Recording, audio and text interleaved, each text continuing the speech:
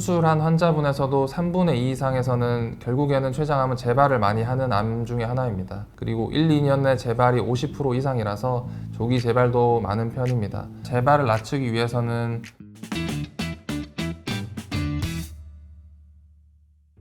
안녕하세요. 국립암센터 간담도 췌장암센터 내과 진료를 보고 있는 전중원입니다.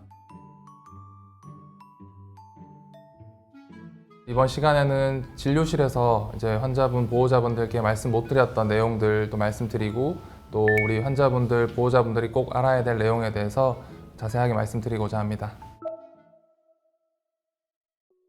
췌장은 몸속 깊숙한 곳에 위치한 장기로 위 뒤쪽에 위치를 하고 있습니다. 당뇨에서 조절이 필수적인 인슐린을 분비하는 호르몬을 분비하는 장기로서의 역할도 하고 있습니다. 췌장암은 결국 췌장에서 발생하는 악성 종양인데 우리가 흔히 말을 하는 췌장암은 췌장 소화액이 분비되는 췌관에서 발생하는 췌장 선암을 일컫습니다. 대개 90% 이상이 췌장 선암을 일컫고 그 이외에도 신경 내분비 종양과 같은 드문 형태의 종양도 있습니다.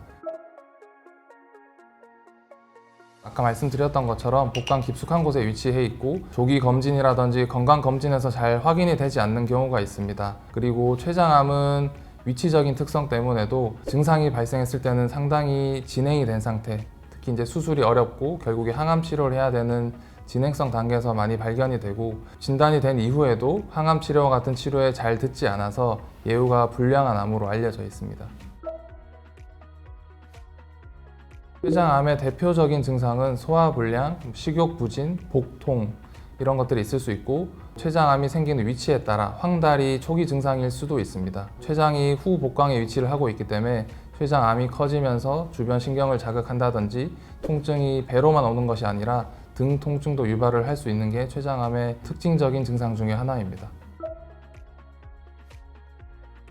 우리가 췌장은 주로 증상이 생겼을 때는 수술이 어려운 단계, 즉 3기 혹은 4기에서 발견되는 경우가 많습니다. 20% 미만의 환자분에서는 수술이 가능한 단계에서 확인이 되고 대부분의 환자분들은 수술이 불가능한 단계, 그리고 그 중에서도 한 절반 정도는 다른 장기로 전이가 일어난 4기 췌장암으로 진단되는 경우가 많아서 이러한 부분들이 또 특히나 예후를 불량하게 만드는 이유 중에 하나일 수 있습니다. 암이라는 게 사실 한 가지 원인으로만 발생을 하는 것은 아니고 여러 가지 이유가 복합적으로 작용을 할 수 있는데 대표적인 췌장암의 위험 인자라고 할 수 있는 것들은 가장 첫 번째는 나이가 될 겁니다. 췌장암은 다른 암에 비해서 조금 더 늦은 나이에 발생을 하고 대부분 많은 췌장암 환자분들이 60대에서 70대에서 발견이 됩니다. 그 이외에도 흡연 역시 중요한 위험 인자입니다. 흡연 이외에 만성 췌장염이라든지 오래 앓은 당뇨라든지 비만이라든지 고열량 식이습관 또 고지방 식이습관이 영향을 끼칠 수가 있고 가족분 중에 2분 이상이 췌장암인 경우에는 가족성 췌장암이 발생할 위험이 높습니다. 가족성 췌장암이 아니어도 특정 유전자의 돌연변이가 있는 경우에는 췌장암을 포함한 다른 여러 암이 발생할 수 있는 유전적인 소인도 가지고 있을 수 있습니다. 췌장암은 1기에서 4기로 진단을 내리는 것보다는 수술이 가능한지 여부에 따라서 또 분류를 할 수 있습니다.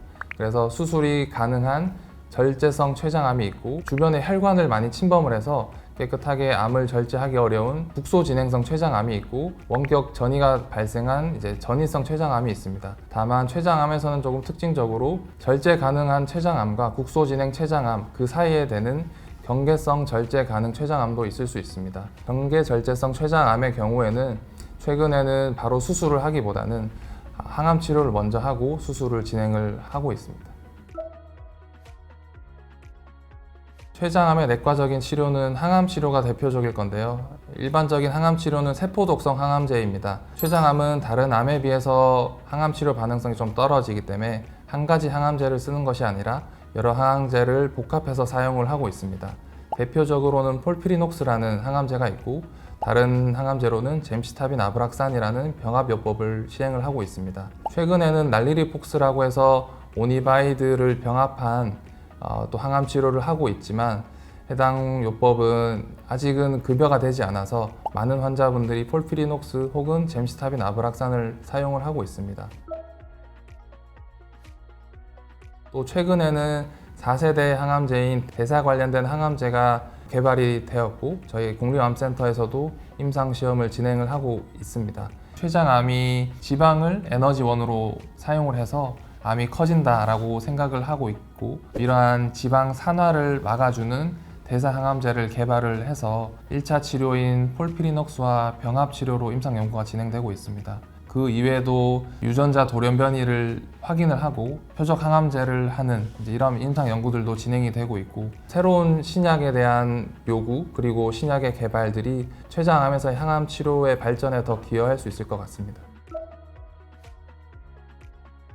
수술이 불가능한 췌장암에서는 결국 항암 치료가 가장 중요하고, 항암 치료는 1차 치료에 듣지 않으면 결국 2차 치료, 3차 치료로 넘어가게 됩니다. 다만 1차 치료에서 추천을 드렸던 폴피리녹스와 젬시타빈 아브락산의 경우에는 한 가지 약을 써도 2차 치료로 다른 옵션이 남아있기 때문에 다른 약으로 대체를 해서 쓰게 되고, 또 3차 치료에도 오니바이드라고 불리는 비교적 치료 반응이 좋은 항암제가 남아있기 때문에 1차, 2차, 3차 치료로 지속적으로 약을 바꾸면서 사실은 결국 항암 치료를 해야 되고, 다만 적은 확률이긴 하지만 췌장암에서도 표적 항암제의 대상이 되거나 면역 항암제의 대상이 되는 경우가 있을 수가 있습니다. 그래서 표적 항암제의 대상이 될 수 있는지 유전자 검사를 추가적으로 하는 것이 추천이 되는 경우가 있겠고, 면역 항암 치료를 할 수 있는지 확인하는 과정이 필요할 수 있습니다. 표준적인 치료에 듣지 않아도 임상 시험이라든지 임상 연구가 가능하다면 이러한 방법으로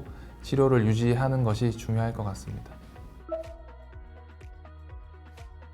췌장암에서 완치를 노릴 수 있는 치료는 수술적인 치료가 될 텐데요. 다만 수술한 환자분에서도 3분의 2 이상에서는 결국에는 췌장암은 재발을 많이 하는 암 중에 하나입니다. 그리고 1, 2년 내 재발이 50% 이상이라서 조기 재발도 많은 편입니다. 수술 후에도 재발을 하게 되고, 재발을 낮추기 위해서는 보조 항암 치료가 필수적이라고 할 수 있습니다. 그래서 췌장암에서는 수술을 하여도 췌장암의 재발을 낮추기 위해서 또 6개월 정도의 항암 치료를 하는 보조 항암 치료를 보통은 하게 됩니다.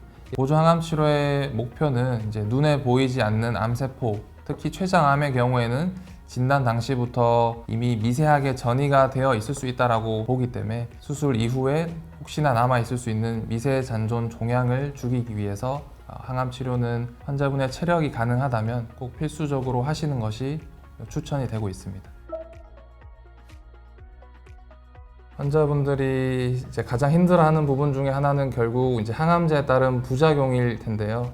항암제의 대표적인 부작용은 울렁증, 그리고 소화불량, 또 미식거림, 구토, 설사, 또 복통, 오히려 설사가 아닌 변비, 이런 것들이 발생을 할 수 있고, 또 항암치료 과정에서 면역력이 떨어져서 2차적인 감염증이 생긴다든지, 또 혈소판 수치가 떨어진다든지, 빈혈이 나빠진다든지, 이러한 다양한 부작용들이 있을 수 있는데, 결국에는 환자분마다 이런 부작용은 사실 다 다르게 발생을 하는 것이고, 대부분의 부작용들은 약이라든지 다른 기타 치료로 조절이 가능한 부분이기 때문에 환자분들과 같이 상의를 해서 진행을 하고 있습니다.